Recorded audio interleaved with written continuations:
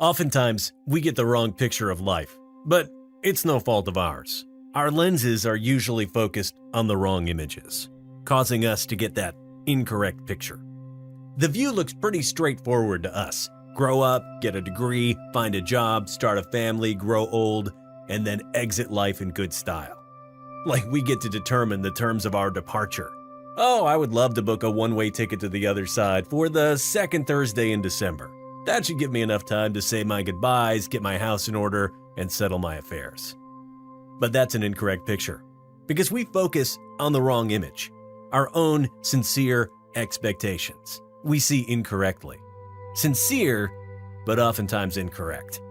And so we get a rude reawakening when life rotates our viewfinder and places us in the pathway of what really is. The script is going according to plan, and then one day we get a phone call or an ambulance shows up on our front door, but it's too late. A doctor walks out of the ER and tells you the words no spouse ever prays to hear. He couldn't make it. We try all we can, but the words don't seem to add up. This is a different script. He wasn't supposed to go this way. But let's put a pause on that oh-so-wrong story and look at another one. When we hear of life insurance, we picture death and sadness and tell ourselves stories of pain. But that's not all there is to that story. There's much more beyond the despair and heartache.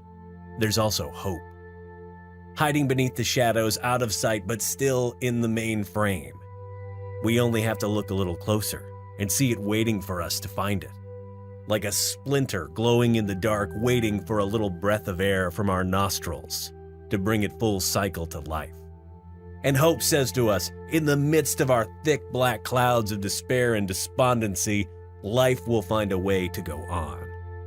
And we must too. Even though what happened was only for a few seconds, we carry its effects around with us for the rest of our lives. Not because we choose to, but simply because we are alive. And so our loved ones say to us, I may not be with you, but I am with you. You may not receive the present you so eagerly want on your graduation or promotion or Valentine's Day, but I'll make sure I leave you with my presence. Death may be a part of life, but life is also a part of death.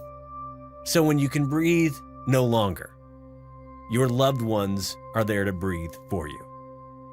When you can live no longer, they are there to live for you.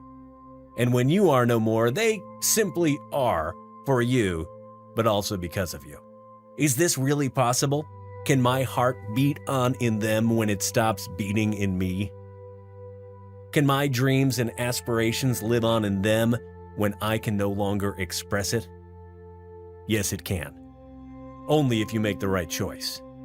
You can ensure that a present from you presents itself to them on your account in the absence of your presence. When the question is, are you ready for your exit from your family and loved ones? The answer is always no.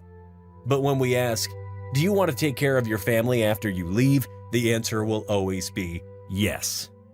So maybe you have been asking the wrong questions. Because life insurance is never really about death. It's about life. The life of those who remain after your death. We never hear any middle-aged man worrying about his grave or the color of his casket. What we really hear them think about without saying is this: will my wife Lisa be able to finish paying off the mortgage? Will my children be able to go to college like I wanted? Because love doesn't end on your plate. It looks to see if the other persons were served something great too. We can't eat until they eat, not because we are not hungry, but because we care. And that's life insurance for you. We don't get it because we want to die. We get it because we don't want their dreams to die because we did. Because true love is not only about caring for people while we are alive. It's also about protecting them while we are no more. Because if it will cost us a few dollars to save them from additional heartache when we are gone, then so be it. If we are not able to join in the joys of graduation, or a new home, or college matriculation, or a new birth, or a first home because we are no more, we are full of peace knowing that we did what we could to make them happen. Dad might not be here with us to celebrate, but he is with us. Mom might not be able to see me walk down the aisle, but I'm here because of her. Because they showed that life insurance is the final act of providing security for your loved ones, now and in your absence. It's the last act in a play that reimagines the sequel long before the final curtain falls. I don't just see this as part of my life. I see my kids, my spouse, my family, and I can reimagine making their days a little more at peace. I don't have to compound their grief. I can make it lighter. Life insurance is you saying, here's a little something for your birthday. Here's for all the flowers I never got a chance to send on our anniversaries. Here's for all the memories I missed. Let this be a sign of my remembrance of you every waking morning. I wish to God that I was with you in person, but I'm not.